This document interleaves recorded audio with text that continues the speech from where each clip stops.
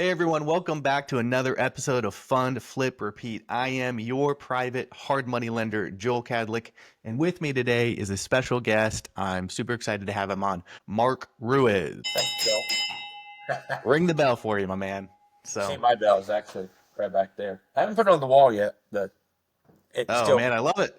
I love it. We love ringing the bell. But hey, just a quick backstory of me and Marc. Marc and I go way back 10 plus years now. Marc is actually somebody who has been a mentor to me in my journey and someone I connected with at a local meetup group. And from there, I got to look under the hood of what he was currently doing, which was high volume flipping operations. And he kind of helped take me under his wing a little bit and let me see what his guys were doing, how the flips were working. So it was really my first exposure to like a well-performed flip, and always grateful for that, man, Marc. And we're still here, we're still doing it. The journey's a little bit different for us on what we're doing today versus what we were doing, but it's still real estate, and we're still making it happen. So super excited to have you on because I think I want to highlight a little bit about what you have going on is where you've come from is doing a lot of flips. I mean, you've done a lot of different things, commercial and land and other things as well. But right now, your main focus is new construction, duplexes primarily. So I want to talk about that. So yeah, man, tell me about what's going on with you right now as far as the new construction duplexes and what that looks like. So, yeah, like you said, we come. I'm a flipper by trade. We've been flipping. I've been in real estate for 20 years. We've been flipping and doing construction for about 16 years. And, I did things a little bit differently. I built a construction company to support my flipping habit. Then, we've done five or 600 or probably more remodels in my career.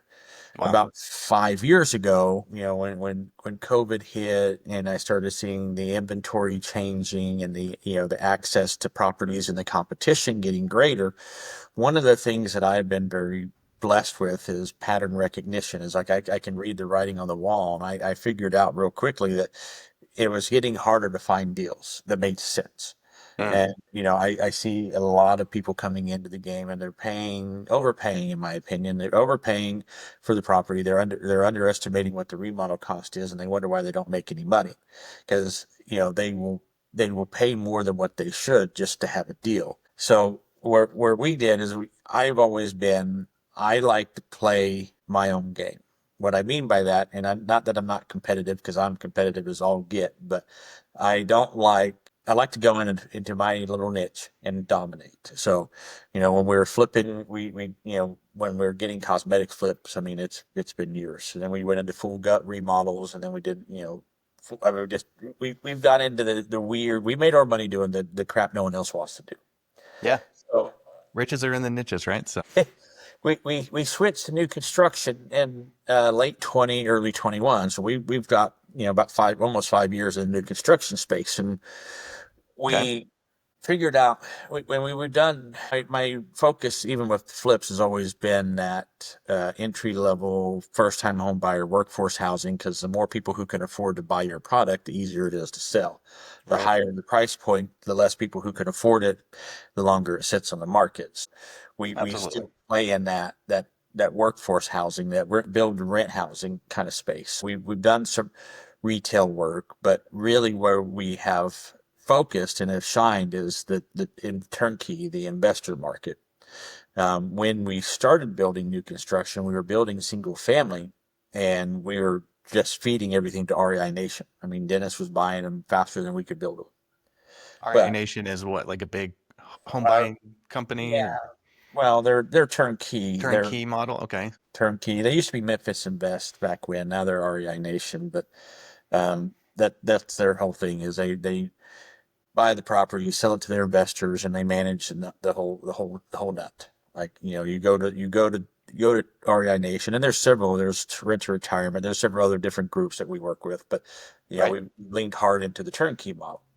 So at first, we were just the builder, and we were feeding it to the turnkey provider. Okay. Got it. As things progressed and interest rates went up, and it just a variety of things, we figured out we actually make more money servicing the investor than being the investor. What I mean by that is, we GC work, we have a plumbing company, we have an excavating company, we have a property management company, we have a maintenance company. I'm affiliate for a few lenders, including you. So, we figured out from running the RIA, like, everyone in there wants to do a deal, but nobody has the resources, like, the hands-on stuff. So we started providing RIA that. meaning the Real Estate Investor Association Oh meetup yeah, group. I Yeah, forget. Yes, I have to. I've been in this world for a long time, but I'm just so absolutely. rusty. Yeah. But hey, I want to highlight something real quick so I don't forget, because I think you led immediately with gold, and I really, really want to highlight this because it's so, so important. So you were basically explaining how you were doing all of these high volume flips, and then you have an ability for pattern recognition to be able to make a change. Now, one thing that I like to push back on is when people say, you don't want to be a quitter. Don't be a quitter. I would say some of the most successful, most professional people out there in business or in real estate are quitters. Now, let me reframe that and say you can say quit or you can say pivot, right? So if you say I'm shutting down my flipping operation, or for me in my instance, right, Mark, was like my high volume wholesale company. It's like I didn't fail or quit or it was a failure. It's we recognized what was coming and we made the pivot to change. So something has to die so another thing has to be born. And that's exactly kind of the case with kind of similar stories that we might have, is we both kind of recognize like servicing the investor was a space that we wanted to be in. And it's not that one thing failed. It's just like we had to make that pivot. So like that's super, super important to highlight, because I want for definitely the listeners to understand is like you don't want to be the last person on the Titanic, right? So if you see the iceberg, don't be holding out and keep shoveling coal into the engine to try and go full steam ahead, because what really truly happens is you hold on so tight because you don't want to lose that baby that you work so hard to build, and then ultimately that's going to sink you, right? So you want to be the one to recognize it, jump off the boat, and that's okay if something has to die, as long as something else can be reborn. And sometimes the most beautiful things come out of that anyways. And I know it's very, very difficult. It's easier said than done, but it's just something that sets apart a professional versus an amateur. And I'm not trying to say that in a negative way. But anyways, I wanted to highlight that because that was super important. That's like the first sentence you said. So I was like, yeah, exactly. Meat and Well, potatoes. and Let's go. I've said for years, he who adapts is he who survives. Because the only thing that Totally. doesn't change is everything changes. And in real estate, I mean, in business in general, and tech especially, and the world that we live in today, things change so rapidly. And if you don't change with it, you're going to starve. I mean, plain and Yeah. simple. What worked 6 months ago doesn't work today. What worked 5 years ago, dream about. Yeah. I'm with you. That was great. A great what's the word I'm looking for? I mean, that was a good. Well, don't be Blockbuster turning down Netflix because you think you're better than Netflix, and then Blockbuster's out of business. So that's an actual story too that you could It model that absolutely, whole analogy off absolutely of, is. honestly. So Absolutely is. yeah. So yeah, and what as we reevaluate pretty regularly. I mean, like we're always looking to see where things are going, how things are looking, and where the market turns. And when we realized that interest rates went up, and then my Mm, priced out buyers overnight, like, okay, what do we do now? How do we change this? How do we keep the ship moving without hitting the iceberg? So we yeah. shifted and we went into the turnkey model. It's like, okay, what is something that never really goes out of style? What is something that's, I mean, it is affected by interest rates, but not necessarily dictated by interest rates, like home buyers. Because a lot of people, you know we got really spoiled for a long time by cheap money. I mean, and you look at the historical averages, like that's the cheapest money ever been, and it's not normal. Where interest rates Sure. are today, it's kind of like gas prices. Everyone wants cheap gas until they realizes what it does to the economy and the job market. It's like, yeah, cheap gas is great, but if you don't have a job and you have any money to buy the gas, what does it matter? Right. So 100%. interest rates are really where they should be. Like everyone's making money, but it's not too expensive. I mean, it's not like it was in the 80s when it was 16, 18, 20%, but we're not, the days of 2 to 5% are just gone. It's just what it is. Yep. So but looking at where what was available and what we're doing, okay, that's when we lean full in on the turnkey. Like what resources do we have? What can we offer that's different from other people? Well, we have the years of experience in construction. We build building new construction. We also, we remodeled, did the bird model. I mean, we have hundreds of rentals, and as a byproduct of that, we have our own property management company. Not because we want to be property managers, just because we never could find anyone that could do better than what we do in my mind. Not saying there's not other people who don't do it. No, no, it's smart because you're treating it like a business and you want to have control. And I think having your in-house property management company is super smart. So I would 100% agree. So, we have the management capabilities, we have the maintenance capabilities, we can build it. So look, okay, so now we're just offering we can offer a done for you product. We build it, we warranty it, we manage it, we maintenance it. Like we can handle the entire, you write a check and then you get your check back. So, we went from, we're selling real estate. We're, flipping houses, selling real estate, selling new construction to where now we're selling income producing assets. And then we, evolved in further. I'm like, okay, who really could benefit from what we have? Okay, high income, high net worth individuals. Why? Tax shelter. We really dove into depreciation, cost segregation, accelerated depreciation. I was like, okay, if you have money and you have a tax bill, what's the last thing you want to do? Pay Uncle Sam. Yeah, pay it. And you look at, okay, so we can provide you an income producing asset. I mean, it's with the interest rates, cash on cash returns aren't as sexy as they used to be. It's still income. But then you add in your depreciation. Like, you can take your straight line depreciation on a duplex and you can take $12,000 a year in write-offs. We accelerate that depreciation and you can take $70,000 that first year, and then it kind of cascades down. But you can accelerate that, go from a 28-year schedule to a 7-year schedule, and you take that depreciation. So now you're offsetting your tax liabilities. If you put $100,000 in for the down payment, but you get $70,000 of that back on a write-off, now look at your cash on cash ROI. Yeah, Now, and then exactly. we add it's an appreciating asset because you buy it, and the more that we build and the longer you hold on to it, the more that it's worth. So you start stacking, figure out how to stack the deck. So we're now focusing on high net worth individuals who want an income producing asset, who need that tax shelter, that tax protection, and then Yeah. want an appreciating asset. So we're selling long-term wealth creation. We're selling tax shelter. We're selling income producing assets. We're not selling real estate. Yeah, no, I think that's exactly the right approach, and I really like that because you have to have those multiple pronged approaches, and then you're leading with value, right? So how much value can I provide someone, my client or my customer? You're saying these high net worth individuals, and you're backing into it from there, and I think that's really good. So as far as like the actual projects go, like so you are building what? You're building new construction duplexes, and then you're using that turnkey model that we talked about as far as you're managing, you're doing everything because you're vertically integrated in your business, right? You have all these things already that you've stacked into your company that can handle all this. You're kind of controlling all of it. So what does that new construction process look like? I know that's a hot topic right now, and I think it's brilliant too because it's like it's also hitting that affordability, right? Because like we talked about, interest rates are high, so on and so forth. So you're providing a actual good space for somebody that they're still hitting that affordability, and it's a brand new product. What does that look like for the new construction stuff? So we like new constructions for a whole list of reasons. I mean, number one, I'm just on this new is better. We when we have new construction, understanding and this is one of the other things that I didn't mention. That we do some mentoring with investors to help them get out of the unpredictability of flipping, because as well as I do that when you're flipping, you don't know what's behind the wall until you open the wall, and you always have change Hmm. orders and you have variables that you just can't see. With new Okay. construction, it's very predictable. Like, we know all of our numbers going into it. I know what my build cost is. I know what my land cost is. I know what my appraisal value is. I know what my money cost is. I have no surprises. I have no change orders. Everything is very predictable. And because it's predictable, now it's repeatable. And because it's repeatable, now we have something we can scale. Does that make sense? Yeah. McDonald's model. Yeah, and we rinse and repeat. Yeah.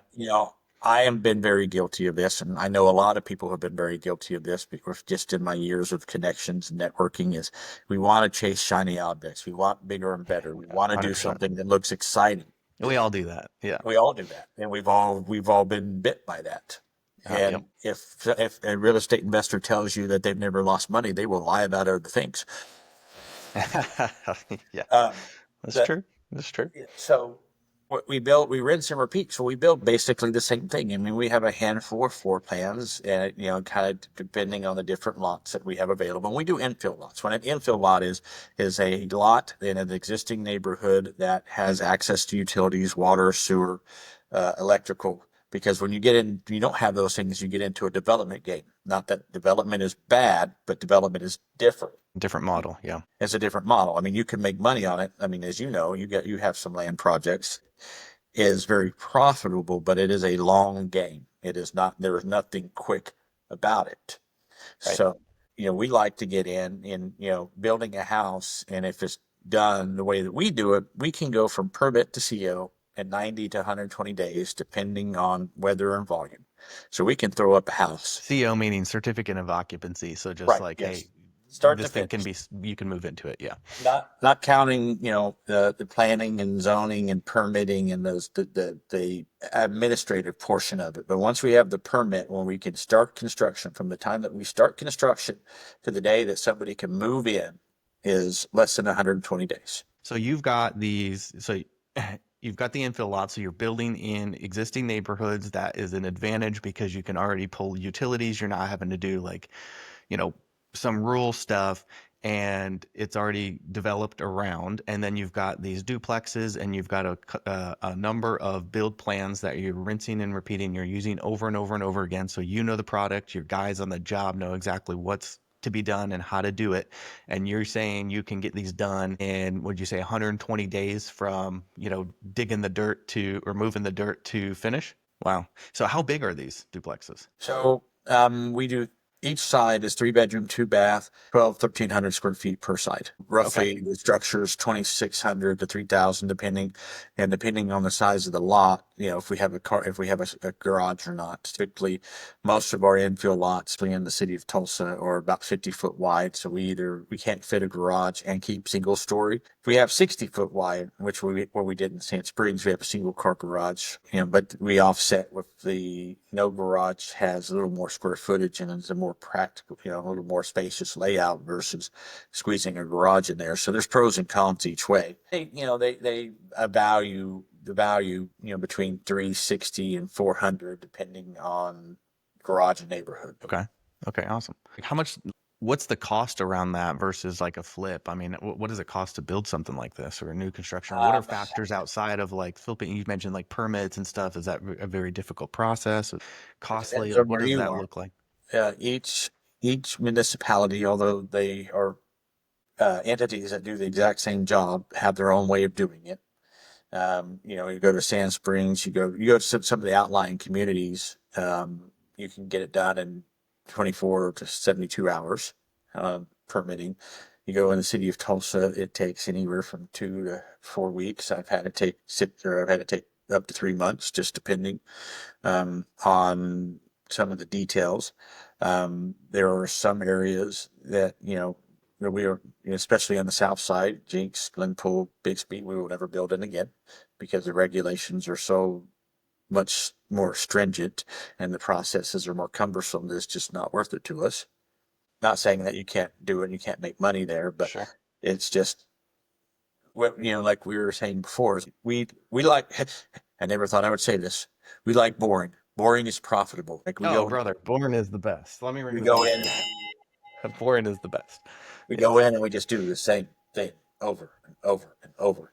It said it is mundane and it's boring, but it's profitable. And that's where a lot of people, a lot of investors, including myself, have got caught up is chasing the shiny objects. And, if each house is different and each house is, we have so much cost savings by doing the same thing over and over again. We're able to buy in bulk. We're able to get more discounts. The guys know what it is. We have less mistakes. We go through faster. Like there's Right. That makes sense. advantages to just being boring. Yeah.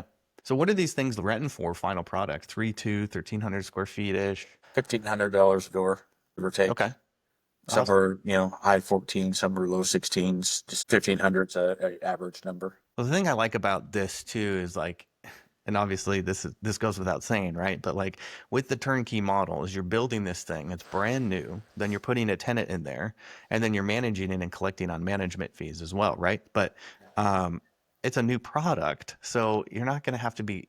If you build it well, if the builder's good, which is you, then you're not going to have to be going over there every other day and like repairing the AC, or it needs a new roof, or the windows are outdated. It's like, hey, you're good chilling here for, 10, 15 years. Obviously, you're going to have tenant turnover. You might have to go in there and paint it or something, but there's not going to be big CapEx. CapEx is like big capital expenditures, like I just mentioned, HVAC, windows, roof, whatever, water tank. So, Yeah, yeah, I so like that. on the backside of the new construction. So yeah, they rent faster for more money. People like new. People stay longer. So you have you have less turnover costs. You reduce your maintenance costs because everything is new. Everything and all the major components are under warranty. So you have very minimum maintenance cost other than your tenants miscellaneous. You can't get rid of that unless you get rid of people, and good luck. And then, like you said, there's no major capital expenditures. You're not worrying about the roof. You're not worried about the HVAC. And on average, you have somewhere between 10 and 15 years. And then what we've figured out, and because as soon as you do have to replace a high ticket item, your ROI is just skewed. So what we Yeah. suggest and Cash flow is elusive. what we pitch to our investors is running on a 7 year cycle. And there's a couple reasons for this. Number one, so you take that depreciation, you accelerate that depreciation, you capture your appreciation. So it's 7 years, you sell it, you 1031 it, then you're able to, because if you sell it outright, you have to recapture your depreciation. You're going to have to pay capital gains on the appreciation. Mm-hmm. There's a taxable event. So we don't want to trigger a taxable event.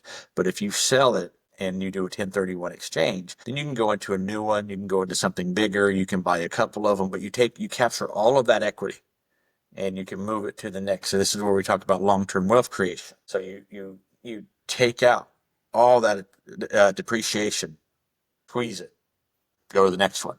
And that way you never have to make those big repairs. You never have to come out of pocket and fix it, Mm. change an AC or something that's going to be a large ticket item. Yeah, and I like that you're highlighting this as far as the wealth creation part, because again, this is another thing. This is gold, guys, right? Because it's another thing that separates a professional on another level is there is the tax game, and that tax game is important. So 1031 is basically you can just exchange from selling into another purchase and defer that tax, right? So you're not having have taxable events you were just talking about, Mark, is and those are going to that hurts. And those numbers get really really big really fast. So it makes all the difference of like how well this actual deal is going to perform. So you can take, honestly, I know you're doing a volume of these, but you could take one duplex and over a period of 20 years, that can just multiply into this ginormous thing, which is really good, and have the tax benefits for it. So, okay, you are renting these for about, on average, 1,500. Like, how much does it cost you to build this duplex? Well, our numbers, of course, we have an unfair advantage. Our duplexes, just the build cost, we're running, 105, 110 a square foot for our build cost plus the Nice. Nice. but that's because we in-house basically everything, and we run it full. We do the dirt work, we do the plumbing work, tied in with the electrical and the heat and air. We run the framing crew, we run all the carpentry work. You're not you can't really reproduce what we have. If you were to average this out and hire it out or find someone else, like if when we build for other investors, we're typically running about 120, 125 a square foot. But if you were to go to a retailer, if you actually went out and found a builder, you're probably looking 140, 150. Okay. So you're building these, let's call it 110 just for the sake of argument, and they're 1,300 square feet. So that's 2,600 square feet. So you're like building these all in 280, 270, 280 based on the 105, 110, something like that. Yeah, our costs are roughly 300, give or take, depending on the how much we pay for the lot. And we've got our numbers down to where I really my the lots that we focus on, lots that we like to buy, are 15 to 25,000. So as long as I stay within my budgeted, we're running right at 300, give or take a few dollars. Man, I love it because then this is renting, right? Each side, $3,000. You're hitting at or better than a 1% rule. But the kicker to it is it's brand new. So you know what I mean? You're not buying this 1920s home. Like you might flip it for $50,000, but it's still going to have some things over time, creaks here or there. You're going in and doing repairs. Like you said, no surprises. You're not pulling back the wall and finding a bunch of mold. Like you're building these products at a really, really good price that any investor would typically buy these at, and it's brand new. And it's a Well, better product for the tenant, right? Because I mean, you're going to fill these quicker than filling a, older home or something like that. So it's a great uh, service to the community as well. burst your bubble a little bit, because we're building, and when we're keeping them, we're able to get 1% or better. When we're selling them to other investors, by the time you factor in commissions and our margins and whatnot, it's coming in at less than 1%. And that's why we focus on the cash on cash. That's why we focus on the tax shelter and the long term wealth creation, because frankly, the days of getting the 1% rule in today's interest rate climate is very, very hard to do. So and the reason that we went from selling remodeled houses to building new construction is to kind of provide that extra cushion, so you don't have to deal with any of those surprises or any repairs. Because even though we remodeled hundreds of houses in North Tulsa, and even though everything, the components are brand new, it's still a 70, 80-year-old house. And there are Right. things that may or Right. may not have gotten done. And then I see a lot of investors, and I don't understand this. I see these guys that do these flips and do these remodels and put all this money into making it look pretty, but you open up the utility closet and the furnace, they didn't touch the furnace, they didn't touch the hot water tank, they didn't touch Oh yeah, no, I see that all the the time. electrical. Like, it's like restoring a car, not freaking rebuilding the motor. Anyway, uh, Yeah. so Plumbing, you got slab leaks. I mean, who knows, right? yeah, and there's I said, there's so many variables. There's so many things that you just can't see. Where new construction is, everything is new, everything is inspected, everything is covered under warranty. So that's how we are able to make sense of not hitting that 1% rule. Then typically, and really what we have found, and we sell more to out-of-state investors. I have a lot of Microsoft guys. I got people in California, Washington, Utah, Hawaii, Texas oil money, that this is, they're making their money other places, and they're putting it here for the tax shelter, the long term wealth creation. Because Yeah. the only way, there once upon a time, and we were fortunate in our timing that we were able to make money off rentals. Now you make money off rentals, but not like you used to. You're utilizing the tax benefits, utilizing the appreciation. Your cash on cash isn't enough to survive off of like it used to be. So you Sure. have to, things have changed in the way that Yeah, we make do those things. pivots. I miss the days of making 15, 20% on a rental. It just doesn't happen anymore. Well, okay, so now this has been great, and I think it's a really good look under the hood of kind of what this new construction can actually be. I mean, whether it's a house or a duplex or a triplex or whatever the case may be, but you've found that niche, you've modeled that out, and you're rinsing and repeating, which I think is absolutely fantastic. Like for you, just out of curiosity question, like where do you see yourself going next? Is this something you're going to continue doing, or do you have other plans on the horizon? Just kind of interested to know what Mark's got going on. What are you cooking, or what does that look like for you? Well, we're gonna build as long as it makes sense. And the other side of the building is we have virtually no competition. There's really not anyone out there buying lots. There's not a lot of people building this. You have some of these custom builders, and you have some of these like large builders, Rouse Coleman, Capital Homes, Shaw Homes. Like you have the big guys that are doing developments and such. We don't have a lot of people playing in our space, especially in the affordable housing space.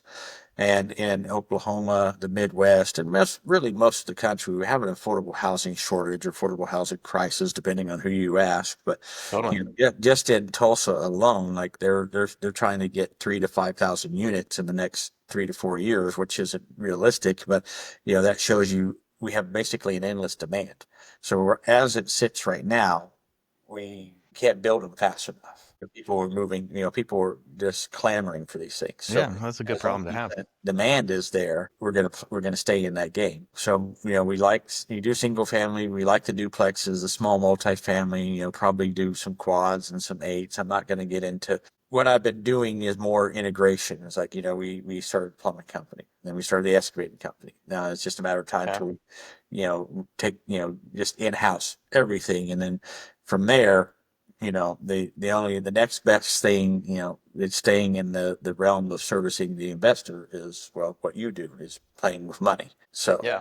And full disclaimer, just for the audience sake, I've got to do this selfless plug. We do love lending on new construction. So if you're looking to get in this space or have something, send it our way. We'd love to look at it. But okay, so where can I want to say this too, because you mentioned your mentoring group and stuff like that. So where can listeners reach out to you, find you, follow you, or what is the mentoring group?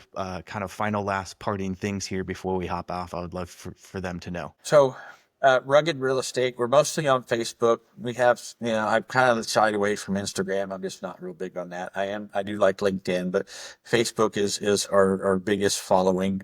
We have Okay. probably 10,000 followers. You have me, myself, Marc Ruiz. You can find on there. We have the rugged real estate uh, group that is free. And then, we have some digital courses. We put out a ton of content on a pretty regular basis. So if you follow me, you follow the group. We're constantly looking at new construction processes. As far as the mentoring Cool. goes, is like, we have the digital courses where you can do it yourself. You can get into mentoring and we can help, take you step by step, because really, when you look at new construction, the amount of steps involved is overwhelming. But once you understand it, it's actually easier than flipping. You take out the variables, you take out the competitions. Like we created our Makes own sense. ecosystem. Like we don't have to worry about the competition, or I don't have any. But we have the playbook. We figured it out step by step, day by day, and we can take you through the process. We can, as much or as little help as you need. Like you can give you the book and you can read it, you can go. If you need somebody to hold your hand, we can do that. They cost a little more, but if you build one house, you've doubled your money. So Yeah. what is there to lose? And then of course the done for you is we will sell you duplexes all day long. All right. Man, I Um, absolutely yeah. love it. You guys know that we obviously love to lead with value and stuff like that. So this has been super great. And we'll post all of those links, Rugged Real Estate, your social links in the show notes. So make sure to check that out, guys. And yeah, Mark, really, really appreciate it. It has been a fun time and obviously a fun journey that we've had for this long time. And thanks for sharing about the new construction and the duplexes and the cool things you got And the, going on. So. the last thing that I will throw in, we like bank money. Bank money is good, but we do a lot of volume. And if you don't have those banking relationships, go to Joel, use Fix, because he does fund quite a bit Oh, of thank you, brother. construction. And yeah, from a hard money lender standpoint, he has been probably the easiest to work with, because they're investors. They know the game. They know the process. They're not sitting behind a desk reading a manual. They've been there, Mm. they've done that, and they can also help to kind of to filter. I don't know if filter is the right word, but make sure that you're on track, your numbers are in line, that you're not getting yourself in over your head, especially if you're a Yeah, newer investor. 100%. As as much as they are a hard money lender, there's also a partnership, because they want you to succeed, and they want you to use more of their money. Yeah, exactly right. Thank you, Mark, so much. I appreciate you saying that. That was awesome, man. So thank you so much. And thank you, everybody, for listening. And until next time, God bless.